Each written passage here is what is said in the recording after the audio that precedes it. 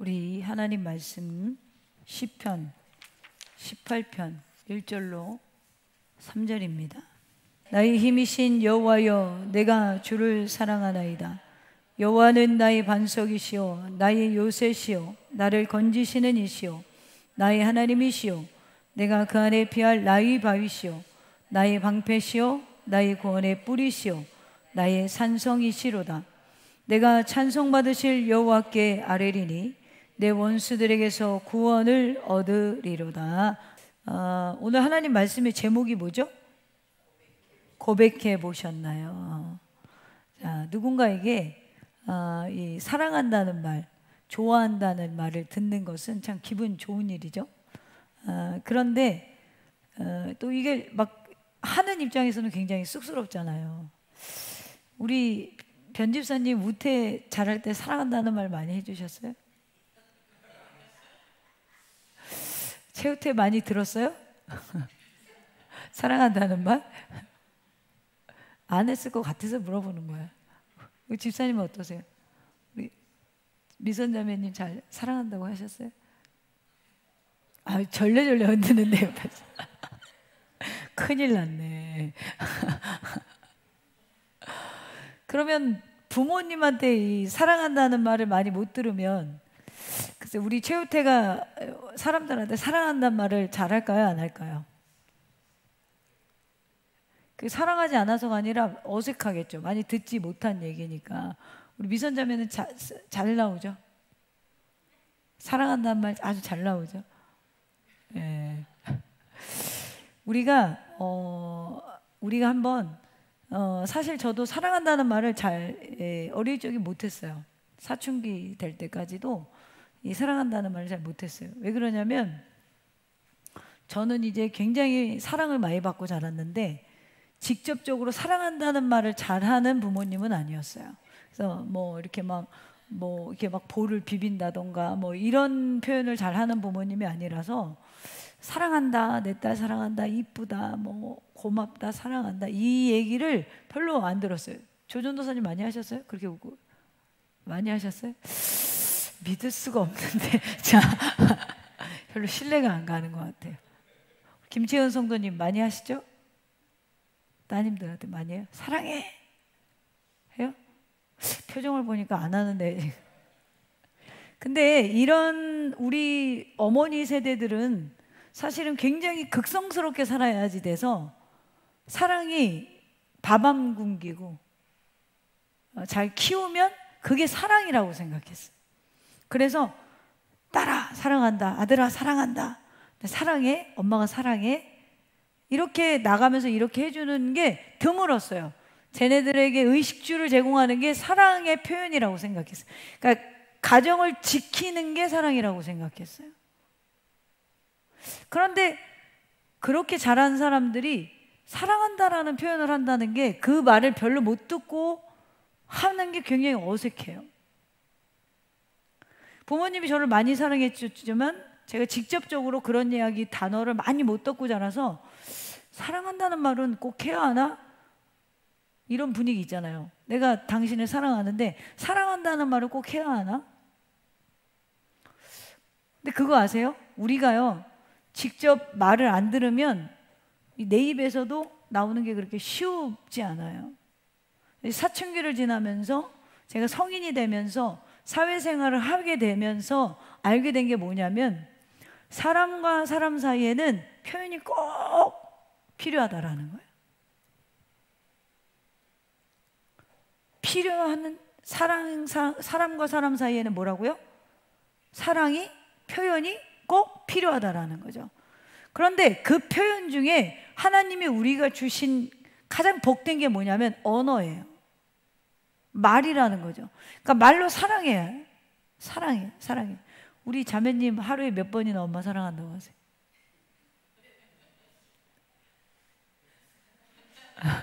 눈빛만 봐도 알아? 저 뒤에 도망가는 거 아니야 지금? 눈빛만 봐도. 우리 저기 미선자매님 얼마나 하세요? 네. 안 해요? 할렐루야. 제가 엄마를 사랑하는지는 아는데 마음으로 표현해야 돼요. 그렇죠? 제가 실제로 사랑합니다, 고맙습니다 이런 말을 하기 시작했어요.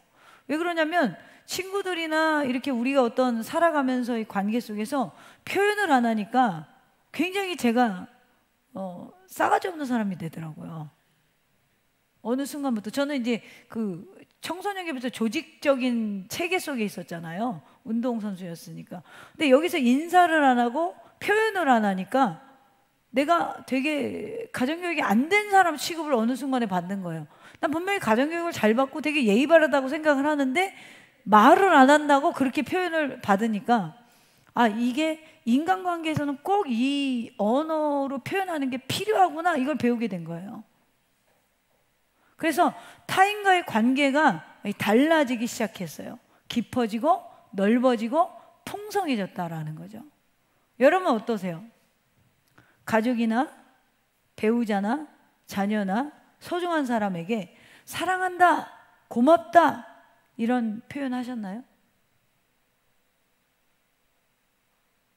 그냥 뭐 이렇게 눈만 껌벅껌벅거려요.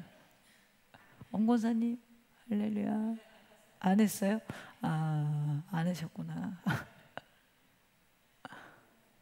그런데 성도 여러분, 이 하나님과의 관계도 이게 그대로 적용이 되더라고요. 대한민국 사람처럼 하나님을 사랑한다고 고백 못하는 사람들이 없어요. 하나님 사랑해요 이렇게 기도를 시작하는 게 되게 어색한 거예요. 대한민국 성도의 특징이 뭐냐면 오면 받아야지 주는 건 아니야. 은혜를 받아야 돼. 그래서 은혜를 받아야 뭔가 자기가 뿌듯하지, 하나님을 꼭 사랑한다고 고백하고 가는 거에는 굉장히 인색해요. 그러니까 오늘 하나님 앞에 나와서 하나님 사랑합니다 이렇게 딱 의자에 앉으면서 이런 마음의 태도가 돼야 되는데 그게 안 되는 거예요. 오늘 은혜 받아야지. 오늘 무슨 말씀을 주실까? 사랑한다고 고백하는 게 굉장히 어색해요. 하나님한테 사랑한다고 자꾸 표현해 보셔야 돼요. 하나님은 우리의 마음을 이미 다 알고 계시잖아요. 그런데 그러할지라도 우리가 직접 고백하는 것은 또 다른 의미가 있다라는 거예요. 우리의 사랑과 신앙의 고백으로 인해서 하나님과의 관계가 분명히 깊어지고 그분이 내 삶에 얼마나 큰 영향력을 끼치고 계신지를 더 분명하게 보게 되는 것입니다. 사무엘하 22장 2절에 보면 다윗의 승전가가 그때부터 기록이 쭉 되어져 있어요. 그 내용을 보면 우리가 읽은 시편과 오늘 18편의 내용이 그대로 있습니다. 그러니까 오늘 시편은 사무엘하가 몇 장에서 끝나요? 24장에서 끝나요. 오늘 공사하지 말라 그랬는데 공사하나 봐. 자, 제가 귀가 너무 밝아가지고 사무엘하가 총 24장에서 끝나는데 24장에서 끝나고 뭐가 시작되죠? 성경이? 열왕기상이 시작돼요. 그러면 사무엘하 24장은 사무엘이 하가 끝나는 시점이란 말이에요. 그렇죠? 결론 부분으로 가는 시점이잖아요. 24장까지밖에 없으니까. 그런데 거기에 22장에 보면은 우리가 읽은 시편과 똑같은 말씀이 기록되어 있어요. 누가 썼냐면 다윗이 승전가를 기록한 것입니다. 그래서 24장으로 사무엘하가 끝나고 나서 열왕기상 1장으로 넘어가면 1장에 솔로몬을 왕으로 세우겠다라는 다윗의 의지가 시작이 되어지고 열왕기상 2장에서는 다윗이 죽습니다. 그러니까 사무엘하 24장의 승전가는 하나님께서 자신에게 어떤 은혜를 베풀어 주셨는지를 고백하고 기록한 말씀이에요. 근데 그 말씀이 오늘 우리가 읽은 시편 18편의 말씀과 내용이 같다라고 했어요. 그러면 시편 18편이야말로 다윗의 일평생 하나님을 사랑했던 하나님을 향한 고백이라는 것입니다.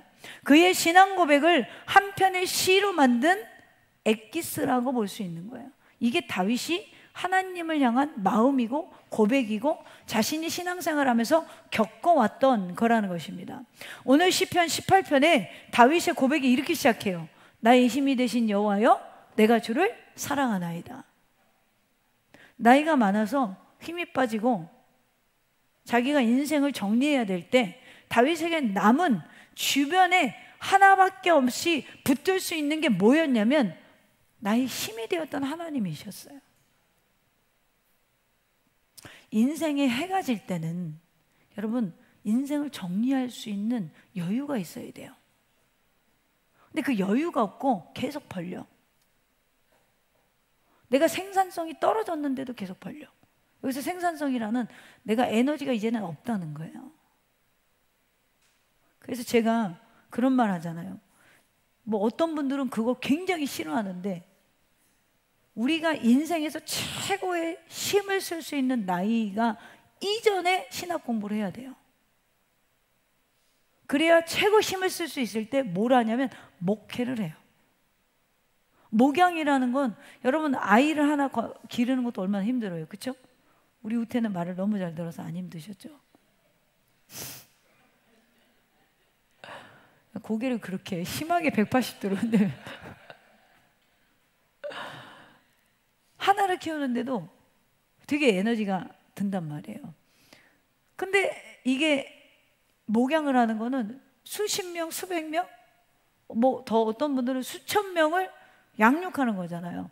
그러니까 자기의 어떤 힘과 능력이 있지 않으면 힘들단 말이에요.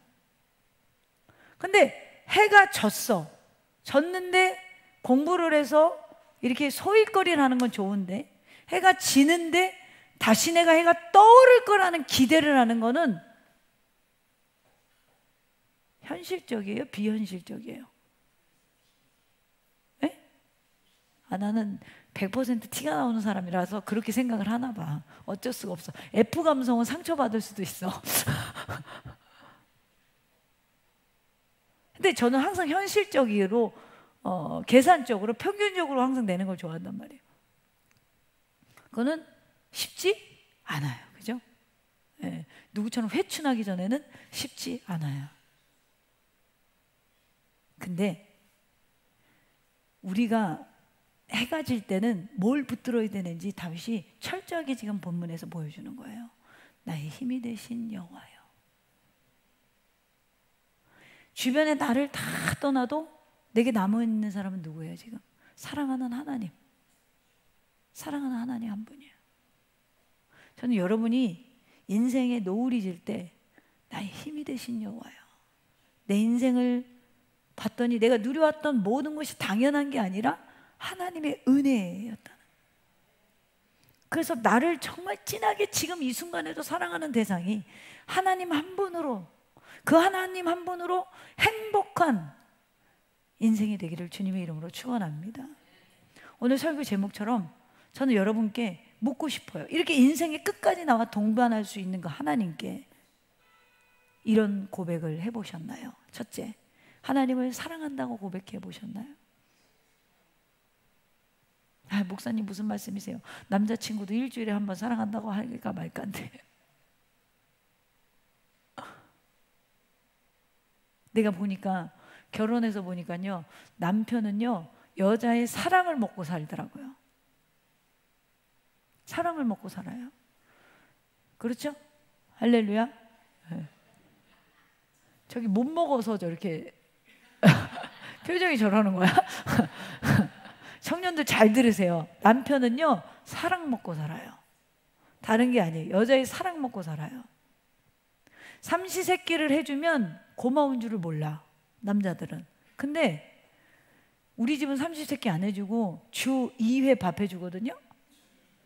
근데 사랑을 받는다고 생각해. 할렐루야.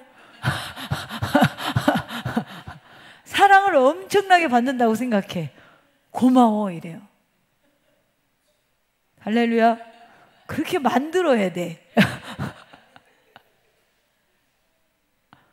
왜 그러냐면 바쁨 중에 주 2회 밥을 해주는 거에 대해서 고마움을 아는 거예요. 저 사람이 너무나 바쁜데 시간을 내서 나에게 이런 뭔가를 헌신을 하고 사랑을 표현하고 있구나, 이거를 느끼게 해주면 되지, 삼시세끼를 해준다고 사랑을 느끼는 게 아니야. 대단한 착각을 하고 있는 거예요. 그쵸? 할렐루야.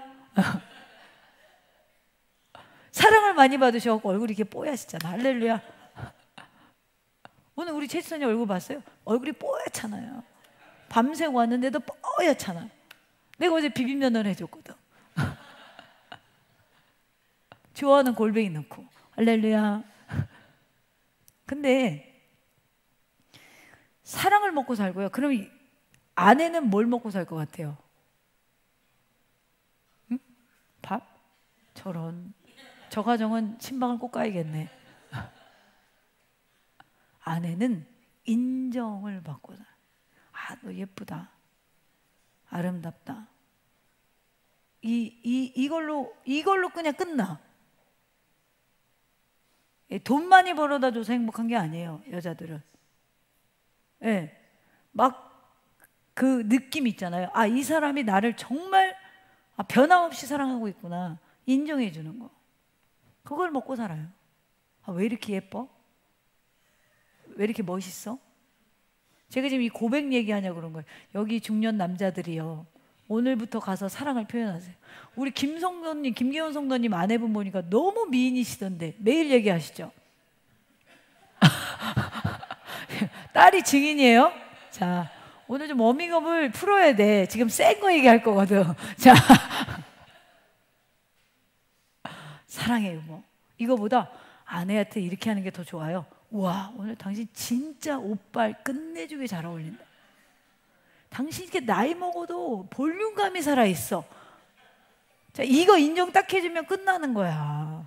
할렐루야. 할렐루야. 끝나는 거야. 네. 절대 여자는요, 무시하면 사랑이 꼽히지 않아요. 인정해줘야 돼요. 그래서 남편을 더 강하게 만드셨잖아. 다 참고 인정해주라고. 우리 거꾸로 된 것 같아, 대한민국은. 여자가 더 강해. 우리가 이렇게 표현을 해준다는 거는 뭐냐면 서로를 사랑하고 인정해주고 있다는 걸 느끼게 한다는 거죠. 근데 여러분, 이게 잘 안 되면 하나님, 보이지 않는 하나님한테 사랑한다고 잘 될까요? 어려워요. 저는 제가 전도사가 돼도 하나님 사랑한다는 게 굉장히 말하는 게 어색했어요. 하나님은 두렵고 잘못하면 내 이빨 빼갈 것 같고 다리 부러질 것 같고 이런 존재였거든요. 저한테 되게 엄한 무서운 아버지였단 말이에요. 그러니까 하나님 사랑해요 이렇게 하는 청년 친구들 보면 야, 특이하다. 어색한 거예요. 근데 한 집에 갔는데 하나님을 사랑한다고 해보라는 거예요. 근데 사랑한다는 걸 평상시에 안 해보니까 되게 어색한 거야. 잘 안 나와. 아내도 평상시에 당신 예쁘다, 사랑한다 해봐야지. 오늘 갑자기 가가지고 여보, 굉장히 당신 오늘 아름답네. 미쳤어? 그렇지 않겠어요? 그러니까 워밍업을 자꾸 하셔야 돼요. 나올랑말랑 할 때 자꾸 가서 당신 참 멋지다, 멋있다, 아름답다. 오늘 하나님도요, 사랑한다고 고백해 보세요. 나의 힘이 되신 여호와여 내가 주를 사랑하나이다. 그래서 교회에 딱 와서 앉을 때 주여, 이게 아니라 주님 사랑해요. 주님 사랑해요. 완전 달려져요, 여러분 인생이. 여기 나의 힘이 되신 여호와여, 이 힘이라는 단어가 해치키인데 이 강하고 견고하다는 뜻이에요. 다윗이 자신의 힘과 능력이 하나님께로부터 와서 지금 내가 주를 사랑하나이다 이렇게 고백하는 거예요. 여러분 가만히 보세요. 다윗은요 지금 이렇게 말하는 거예요. 하나님, 제가 오늘까지 온 게 모든 게 은혜였습니다. 이런 말 하는 거예요. 하나님, 제가 오늘까지 살아올 수 있었던 건 제 힘이 아니라 주님의 힘이었습니다. 실제로 여러분 생각해 보세요. 이런 생각을 할 수 있는 게 뭐냐면 실제로 다윗이 집안이 좋았어요? 아니죠. 배경이 좋았어요? 아니죠. 돈이 많았어요? 아니죠. 권력이 있었어요? 아니죠. 심지어 생명이 경각에 달린 순간까지 쫓겨다니는 일을 수없이 반복했던 사람이에요. 근데 무슨 하나님의 힘이 있어서 살았다고 고백할 수 있겠어요? 근데 다윗이 그런 인생을 살았는데도 불구하고 희망이 꺾이지 않았어요. 그 이유는 뭐죠? 하나님이 내 힘의 근원이었기 때문에 그래요. 하나님과 진하게 사랑했기 때문에 그래요. 왜 그러냐면 오늘 지금 다윗이 보세요. 다윗이 오늘 사랑이라고 표현한 이 단어가요, 보통 구약 성경에는 사랑이라는 단어를 뭘로 쓰냐면 아하브라는 단어를 써요. 이 아하브라는 단어는 뭐냐면 그냥 하나님 사랑합니다. 내가 하나님을 따르고 순종하겠습니다. 이 정도란 말이에요. 그러니까 의무적인 사랑이란 말이에요. 근데 오늘 본문에서는 라함이라는 단어를 썼어요. 이 라함이라는 단어가 뭐냐면 이 레헴에서 파생됐는데 이 레헴은 무슨 뜻이냐면 자궁이라는 뜻이에요. 그러니까 깊고 본능적인 사랑, 애틋하고 국률이 넘친 사랑을 말하는 거예요. 그러니까 다윗이 이렇게 고백하는 거예요. 나는 저 광야에 있을 때도 주님과 연애했다는 거예요. 나는 저 사울의 왕의 화살을 피해서 다니고 죽음의 그늘을 피해서 다닐 때에도 나는 하나님과 연애했다는 거예요. 하나님과 항상 동행했다는 거예요. 애틋하고 국률적인 사랑. 여러분 그거 아세요?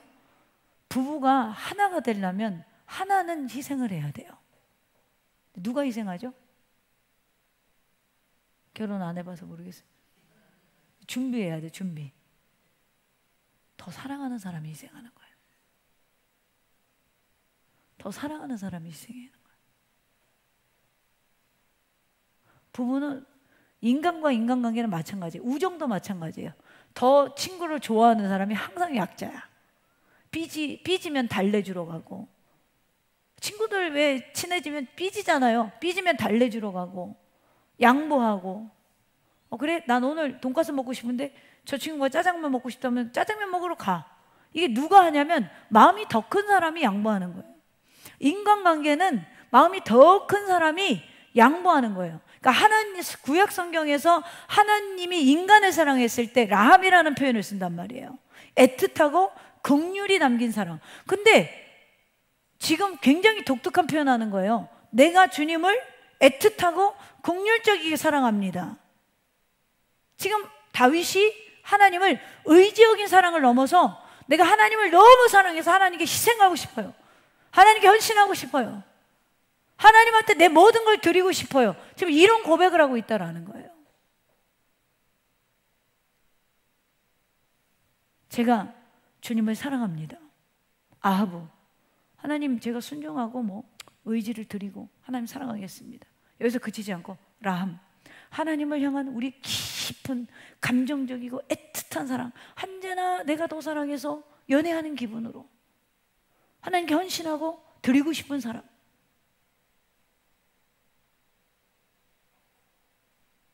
여러분 인간관계에서도 사랑하는데 주머니 안 열리는 사람 봤어요? 그거 좀 이상한 거 아니야? 집사님 이상하지 않아요? 그러면? 그죠? 사랑하면 주머니 열려요.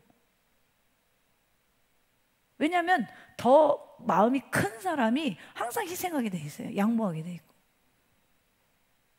하나님은, 하나님과 우리의 관계는요, 하나님이 훨씬 더 크세요. 그렇기 때문에 당신의 아들을 우리에게 주시고 살과 피를 기꺼이 짜내서 주셨어요. 근데 다윗이 감히 그 사랑에 도전해보고 싶은 거예요. 나 하나님 너무 사랑해서 내 전생애를 바쳐보고 싶은 거예요. 하나님 너무 사랑해서 내 목숨까지도 아깝지 않은 거예요. 하나님 너무 사랑해서 뭐라도 하고 싶어갖고 날마다 기도하는 게 뭐였어요? 40년 동안 성전 짓고 싶은 마음. 왜? 하나님을 위해서 뭔가 하고 싶은 거야. 막 하고 싶은 거야. 하나님이 내 심의 근원인 걸 깨닫고 나니까 주님을 위해서 뭔가를 막 하고 싶은 거야. 어떤 경우는 이런 경우가 있어요. 나는 이거 하는 것도 되게 벅찬데 저 사람은 저렇게 하네? 저거 왜 저렇게 하지? 너 오늘 생각 안 해? 왜 저렇게 하나님한테 하는 거야? 아, 왜 저렇게 그렇게 하는 거야? 알아 그래? 교인들 중에 이런 사람들 되게 많죠. 하나님을 사랑해 본 적이 없거든.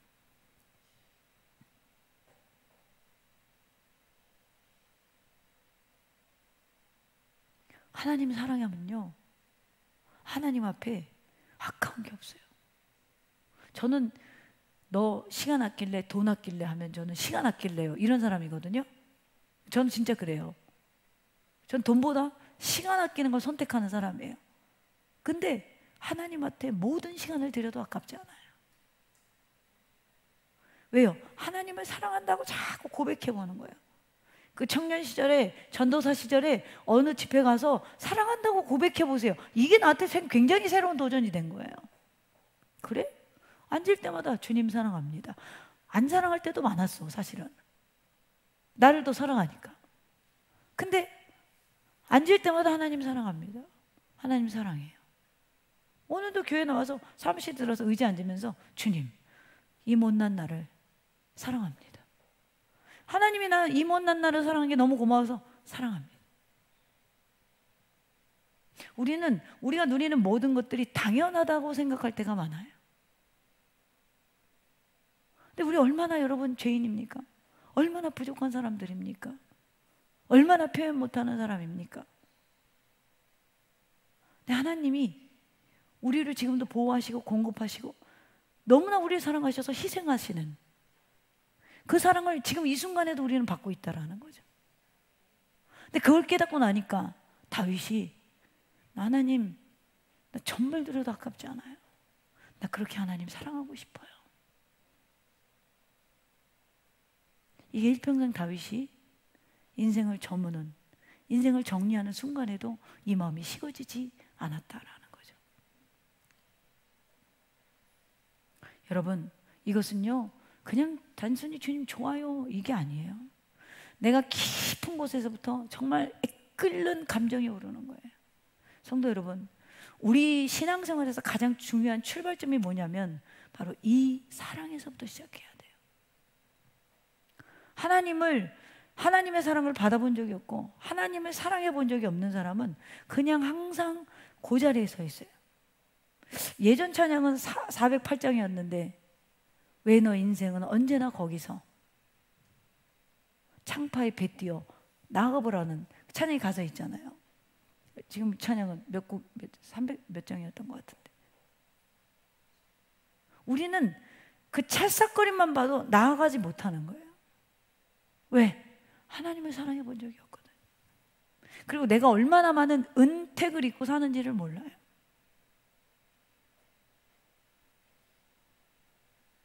주님이 머리부터 발끝까지요 보호하시는 게 느껴져요. 저는 그래요. 아, 오늘도 하나님 날 보호하시는구나. 그러니까 어때요? 이 사랑을 놓고 싶지 않은 거야. 이 사랑을 놓치고 싶죠. 우리 자매님은 한 번도 나를 위해서 기도 안 했죠. 우리 김성도님 따님. 근데 저는 기도했어요. 하나님, 여름에 혹시라도 훈련 받을 때 지치지 않게 해주세요. 군인이니까 안 보여도 기도하는 거예요. 이 관계에는 누가 더 사랑하는 거예요? 제가 더 사랑하는 거예요. 하나님이 우리 자매님을 그렇게 사랑하세요. 목사님은 잊어버리고 기도 못해도 주님은 하루도 안 빠지고 우리 자매님 위해 기도해요. 이 사랑을 느끼면요 어디 가나 자신만만해. 하나님이 나를 보호하신다는 걸 믿으니까. 할렐루야. 그래서 어디서나 두렵지 않은 거예요. 여러분, 우리가요 내 기도를 들어주셨기 때문에, 내 인생을 붙드셨기 때문에 주님, 제가 주님을 사랑합니다, 이건 쉬워. 이건 쉬워. 근데요 나의 전생의 근원이 하나님이시기 때문에 내가 누려왔던 것이 그냥이 아니라 하나님이 나를 사랑했기 때문에 누려왔다는 걸 고백할 수 있는 건 쉬운 게 아니에요. 다윗 생애 보면요 광야 시절이 아닌 적이 별로 없어요. 근데 그 순간에도 나의 힘은 하나님이십니다. 여러분, 성경을 보면 이스라엘 백성이 출애굽에서 광야 40년을 살잖아요. 하나님의 어떤 분임을 우리에게 철저하게 알려주는 거예요. 광야에서 하나님은 이스라엘 백성들의 모든 생활을 전적으로 책임져 줬어요. 만나를 내려주시고 바위에서 물을 내려주시고 메추라기를 내려주시고. 근데 주님이 이 광야에서 뭐라고 그러냐면, 야, 의복이 낡아지지 않았고 신발이 달라지지 않도록 하나님께서 모든 걸 공급해줬다. 모세에게 그런단 말이에요. 근데 여러분 재밌는 사실은 뭐냐면, 그들은 실제로 뜨거운 사막에 있었어요. 거친 광야에 있었어요. 근데 하나님은 뭐라고 그러냐면 보호해줬다라는 거예요. 우리 인생이 하나님 믿는다고 거친 광야가 없는 게 아니에요. 우리 인생은 다 광야에 있습니다. 하나님, 나 이번 여름에 너무 더운데 이번 훈련은 좀 피하게 해주시면 안 돼요? 근데 훈련에 참여하게 됐어. 하나님, 처음으로 기도했는데 안 들어주시는 거예요. 그럴 수도 있겠죠. 근데 하나님이요, 그 훈련 속에서 우리를 어떻게 하시냐면 보호하셔요. 보호하신다는 거예요. 그게 하나님의 방법이에요. 어떻게 보호하셨어요? 40년을 뜨거운 사막에서 낮에는 구름으로 태양을 가려주셨고, 밤에는 불기둥을 세워서 사막에서 뜨거운 사막에서 불과 전갈과 밤의 추위와 불뱀의 위험에서 벗어나게 하셨어요. 하나님은 항상 그들을 인도하셨어요. 장소가 바뀐 게 아니라 그 장소에서 하나님이 함께 하셔서 그들이 광야라는 장소를 견디게 하시고 이기게 하셨던 거예요. 그래서 다윗이 시편 23편 1절에 이렇게 고백하죠. 뭐라고 고백합니까? 여호와는 나의 목자시니 내가 부족함이 없으리로다. 다윗은 알았어요. 내 평생에 나의 필요를 공급해 주시고 나를 보호해 주시고 인도해 주신 하나님이 그 하나님이랑 나와의 사랑의 관계임을 알았다는 거예요. 여러분, 오늘 하나님을 사랑한다고 고백해 보세요. 할렐루야. 주님 사랑합니다. 주님 사랑합니다. 오늘 이 고백이 우리의 신앙의 중심에 회복되어지기를 주님의 이름으로 축원합니다. 두 번째로, 하나님의 보호하심이 감사하다고 고백해 보셨나요? 다윗이 이어서 하나님을 7가지로 고백하죠. 뭐라고 고백합니까? 나의 반석이시오, 요새시오, 나를 건지시는 시오, 나의 하나님이시오, 피할 바위시오, 방패시오, 뿌리시오, 나의 산성이시로다. 여러분, 하나님을 이렇게 나의 반석이십니다 이렇게 표현할 때가 언제일까요? 광야에 있을 때, 광야 밖에 있을 때. 언제일까요? 광야 밖에 있을 때? 미선자매님 언제인 것 같아요? 밖에 있을 때? 광야 밖에 있을 때? 편안할 때? 아, 하나님 나의 반석이십니다. 엄마는? 엄마도 생각이 동일하십니까? 하나님이 나의 반석이세요? 나의 방패세요? 이 고백이 나올 때 인생이 광야에 있을 때일까요? 광야 밖에 있을 때일까요? 광야 밖에 있을 때? 편안할 때? 기도 응답 됐을 때? 아니면 기도 응답 안 될 때? 인생이 공고할 때? 이게 광야잖아요. 아무 생각 없어요? 여러분, 보통 나를 건지시는 이시여 이걸 깨달을 때가 언제냐면, 우리가 흔히 잘 될 때, 평안할 때 하나님이 나를 보호하신다, 나를 보호하셨다라고 생각해요. 그러나 성경이 그렇게 얘기를 안 해요. 성경은 뭐라고 그러냐면 광야에서 내가 너의 피할 바위였다라고 말해요. 광야에서 내가 너의 반석이었다. 광야에서 내가 나의 방패였다라고 말해요. 그러니까 인생에 무엇을 만났을 때 내가 하나님 이런 분이십니다 라고 고백할 수 있냐면 어려움 당할 때예요. 사실은 평상시에는 여러 곳에서 많은 도움을 받고 살아도 막상 우리가 큰 어려움 당할 때는 하나님밖에 안 보이는 타이밍이 있어요. 이 찰나가 진짜 하나님을 경험할 때예요. 그럴 때는 부모도 필요 없고요, 형제도 필요 없고요, 친구도 필요 없어요. 이웃들도 필요 없어요. 심지어는 자식과 배우자도 필요가 없어요. 하나님이 나의 반석이시고 요새시고 건지시는 이시고 방패가 되시고 구원의 뿔이 되시고 산성이 되신다. 이 말은 한마디로 내가 피할 수 있는 피난처가 하나님밖에 안 보일 때, 힘들고 어려울 때는 여러분 힘들고 어려운 일을 바라보는 게 아니라 힘들고 어려운 일 위에 계시는 하나님을 바라볼 수 있어야 돼요. 세상을 보면 세상에 갇혀 있고요, 문제를 보면 문제에 묻히게 돼 있어요. 하지만 하나님을 바라보면 문제에 대한 답이 보이고 내가 가야 할 길이 보인다라는 거예요. 그러므로 오늘 다윗의 고백은 단순 시적인 표현이 아니라요, 다윗의 생애에서 실제로 경험한 사건들이 반영되어지는 거예요. 다윗이 만난 광야에서 하나님은 반석이셨습니다. 사무엘상 22장과 24장 1절에 보면 사울이 막 쫓기면서 아둘람 군과 엔게디 광야에서 사울에게 다윗이 쫓기면서 아둘람 군과 엔게디 광야에 숨어 지내게 돼요. 죄진 것도 없는데 장인이 죽이러 쫓아다니는 거예요. 다윗이 피할 곳이 없었어요. 가는 곳마다 쫓아다니는 거예요. 그러나 하나님이 다윗과 함께 하셔서 다윗이 그때 느낀 게 뭐냐면 하나님은 나의 피할 반석이시구나. 사무엘상 18장 11절에 보니까 다윗이 위협하던 사울의 창 앞에서 하나님은 요새가 되어주시는 거예요. 요새가 뭐예요? 보호해 주는 거잖아요. 근데 다윗은 다윗이 죄진 것도 없는데 창을 막 던지는 거예요. 죽어라! 막 그러는 거예요. 그때 피하면서 실제로 뭐가 방패나 요새가 되어준 건 아닌데 나를 피하게 하셨을 때 다윗이 뭘 느끼게 되냐면, 하나님이 나의 요새시구나. 하나님이 나를 피하게 하셨구나. 요새처럼 막아주시는 거예요. 또 다윗이 골리앗 앞에 사무엘상 17장 45절에 보면 골리앗 앞에 서게 돼요. 그때 다윗은 갑옷도 없었고 방패도 없었고 물맷돌 5개만 들고 나갑니다. 그때 사무엘상 17장 45절에 다윗이 뭘 가지고 나갔냐면 만군의 여호와의 이름으로 나간다라고 해요. 여호와의 이름으로 나간다.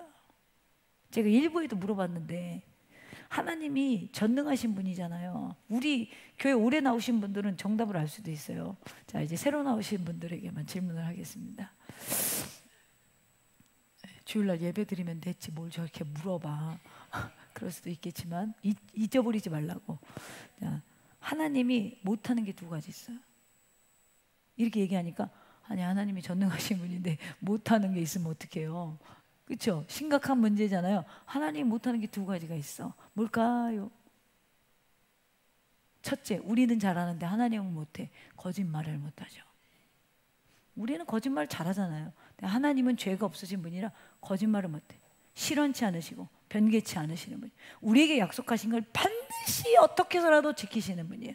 2번째, 하나님 못하는 게 있어요. 그게 뭐냐면 당신의 이름이 땅에 떨어지는 거예요. 당신의 이름이 땅바닥에 떨어지는 거. 자, 그거를 누가 알았냐면 다윗이 알았어요. 그래서 다윗이 골리앗 앞에 나갈 때 이렇게 말하는 거예요. 내가 만군의 여호와의 이름으로 나간다. 이게 여러분 지금 이 전쟁터에서 이쪽 진영 이쪽 진영 있는 데서 다윗이요 선포하는 거거든요. 나 하나님의 이름으로 나가. 근데 여러분 생각해 보세요. 지금 골리앗이 누구를 비방했어요? 하나님을 비판했잖아요. 하나님의 사람들을 놀렸잖아요. 비판했잖아요. 그때 다윗이 이 싸움의 승패는 뭘 보여줘야 된다? 하나님의 영광을 보여줘야 된다는 걸 캐치한 거예요. 그래서 하나님이 영광을 드러낼 수 있도록 선포하는 거예요. 내가 만군의 여호와의 이름으로 나가면 하나님이 나의 방패가 되시고 하나님이 나의 구원의 뿔이 되시고 하나님이 이스라엘 민족의 산성이 되실 것이라는 확신이 있는 거예요. 여러분 이렇게 만인 앞에 선포하고 나니까 어떻게 돼요? 하나님이 이 싸움은 이미 다윗이 이긴 거예요. 여러분, 왕이 된 이후에도 하나님은 다윗의 산성이 되어주셨습니다. 블레셋과의 전쟁, 이방 나라의 위협 가운데도 하나님은 하나님 나라를 다윗을 통하여 지켜주셨어요.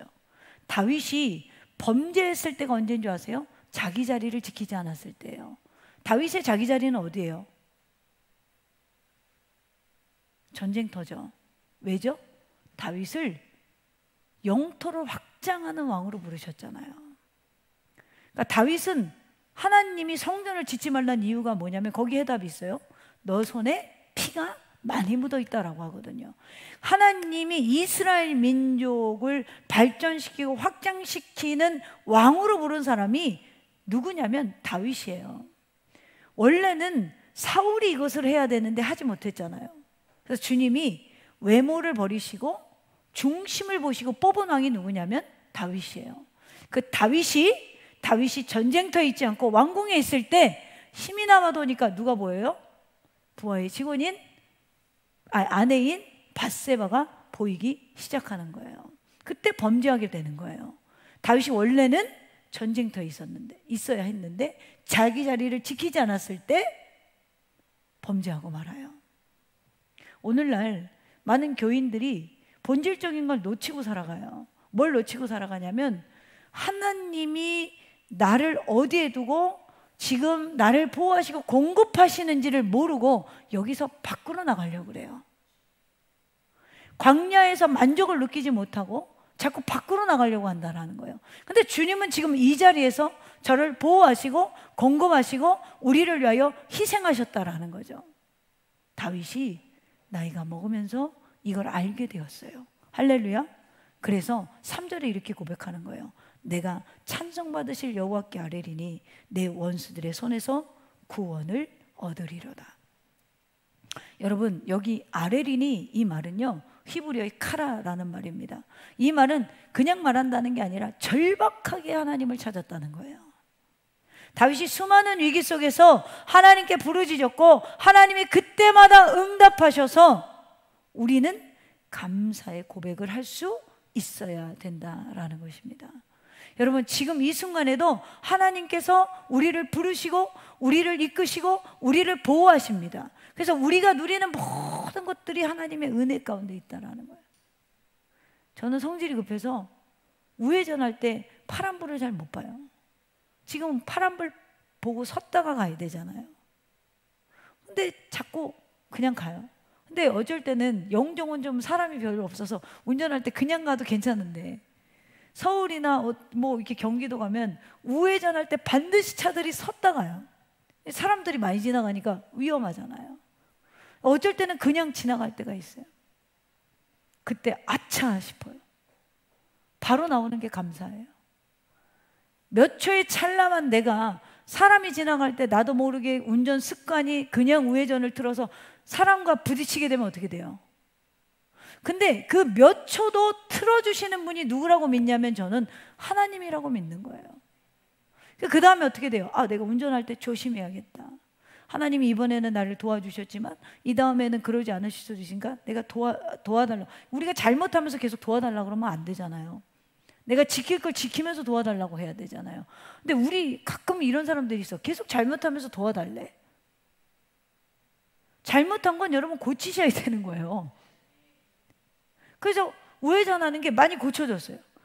주님 너무 감사해요. 이 몇 초의 찰나를 어긋나게 하시는 주님 감사합니다. 제가 이쪽으로 고개가 잘 돌아가는데 이렇게는 잘 안 돌아가거든요. 실제로. 그래서 운전할 때 우리 집에서 나올 때 교회 오려면 좌회전을 받아야 돼요. 좌회전을 보면 이쪽을 봐야 되는데 비보보이 먼저 항상 이쪽으로 고개가 잘 돌아가니까 이쪽을 봐요. 이쪽을 봐야 되는데 근데 정말 항상 종이장 하나로 비킬 때가 있어. 나가다가 그때마다 어떻게 해요? 하나님 1초를 벌어주시니 감사합니다. 여러분, 우리 매 순간 감사한 거예요. 매